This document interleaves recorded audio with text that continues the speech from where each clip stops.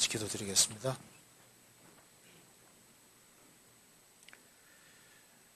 자비로우신 우리 아버지 하나님, 감사합니다. 오늘도 저희들을 한자리에 불러 모아주시고 또 평상시에 궁금하게 생각하는 것들을 하나님의 말씀으로 생각해 보려고 합니다. 주 성령께서 우리 가운데 들어 역사해 주시고 또 마음속에 의문되는 것을 풀어주시고 우리의 행보를 말씀 위에 굳게 세워 주옵소서. 하나님의 말씀으로 영혼을 환하게 비춰주시고 저희들로 하여금 주의 영광을 위해 살 수 있도록 더욱 도와주옵소서. 오늘 모든 시종 주 성령께서 함께해 주시고 도와주시기를 간절히 의지하오며 주 예수 그리스도 이름으로 기도하옵나이다. 아멘. 먼저 사도행전 15장을 찾으시겠습니다. 사도행전 15장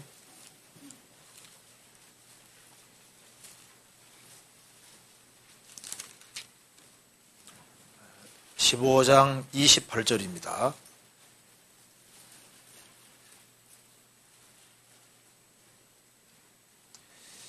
제가 읽겠습니다.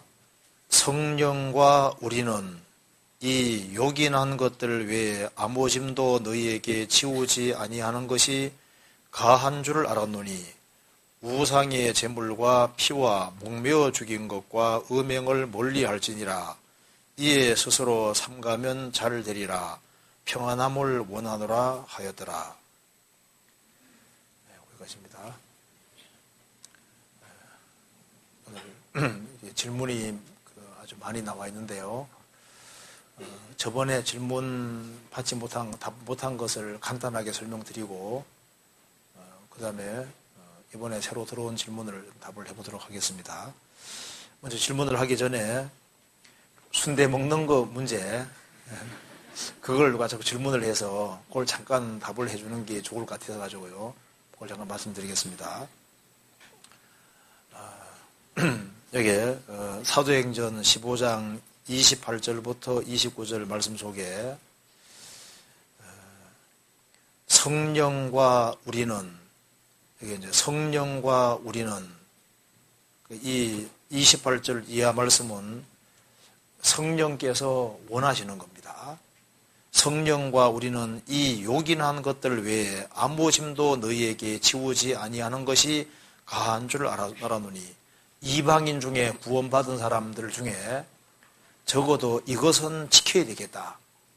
이것은 삼가해야 되겠다. 그렇게 결정이 됐고 이 결정은 성령께서 하신 결정이라는 겁니다. 그래서 성령과 우리는 이 요긴한 것들 외에 아무 짐도 너희에게 지우지 아니한 것이 가한 줄 알아노니 우상의 제물과 피와 목매어 죽인 것과 음행을 멀리할지니라. 이에 스스로 삼가면 잘 되리라. 평안함을 원하노라 하였더라. 그래서 28절, 29절 이 말씀이 작정한 규례라고 했습니다. 그래서 16장 4절에 여러 성으로 다녀갈 때 예루살렘에 있는 사도와 장로들의 작정한 규례를 저희에게 주어 지키게 하니 이에 여러 교회가 믿음이 더 굳어지고 수가 날마다 더하니라.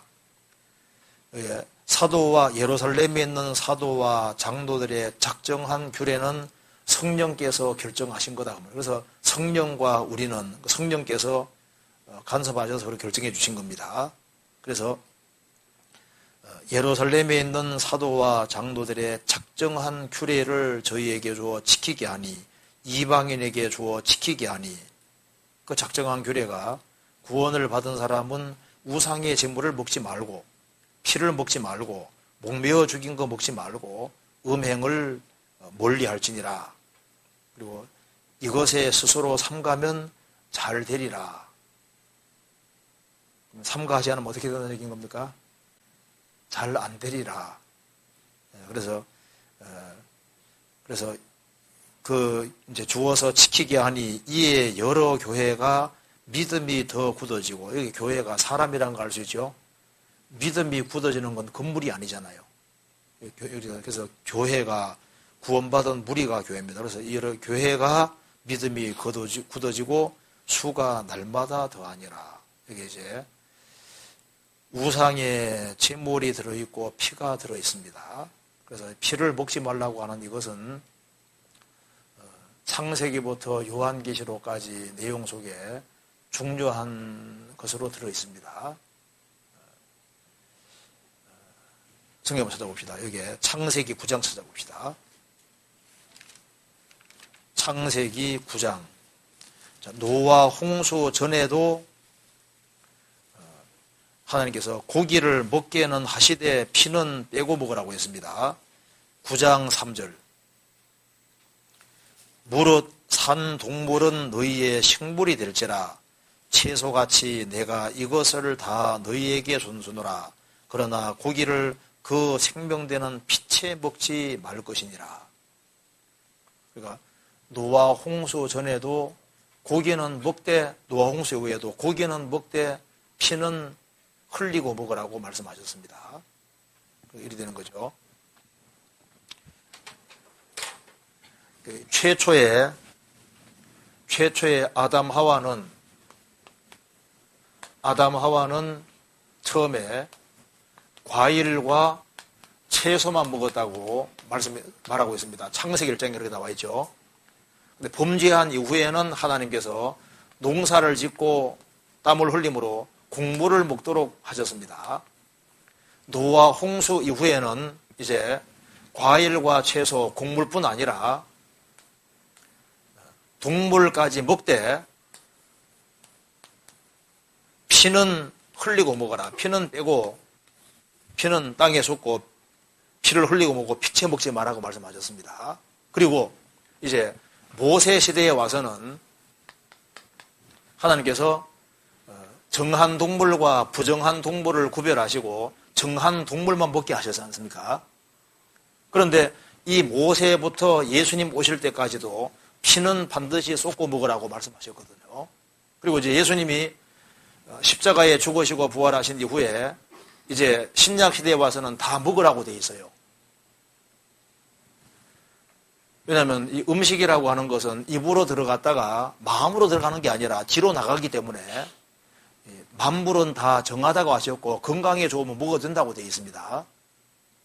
그리고 이제 구약시대 때 정한 동물과 부정한 동물을 구별하신 것은 이제 이것은 거룩이 뭔지를 설명하기 위함이라고 설명이 되어 있고, 그래서 신약시대 때는 만물은 다 정하고 성경에 먹어도 된다고 되어 있어요. 그런데 이 신약시대에도 피는 성경에서 삼가라고 말씀했습니다. 그러니까 피를 먹지 말라고 하는 것은 율법에 속하는 게 아니고 모세율법이 오기 전에도 창세기 9장에서도 피는 먹지 말라고 하셨고 예수님이 죽으시고 부활하신 이후에도 성령께서 피는 먹지 말라고 말씀하신 겁니다. 그러면 이제 이렇게 생각할 수 있잖아요. 야, 피를 먹지 말아야 되는데 요리에 먹다 보면은 이제 음식 구워 먹다 보면 피가 섞이잖아요. 피가 조금 묻어 있는 경우도 있고, 그죠? 그래서 아무리 물에 담가놔도 현미경으로 보면 피가 있을까 없을까요? 있겠죠. 그러니까 성경에서 피를 먹지 말라는 말이 피채 먹지 말아라, 피를 쏟고 먹어라 그렇게 표현하심으로써 피가 이렇게 묻어 있을 수는 있지만은 피 자체를 요리해 먹는다든가 그런 건 하지 말라고 분명히 명시하고 있는 겁니다. 성경 신명기 찾아봅시다. 15장에 15장 23절.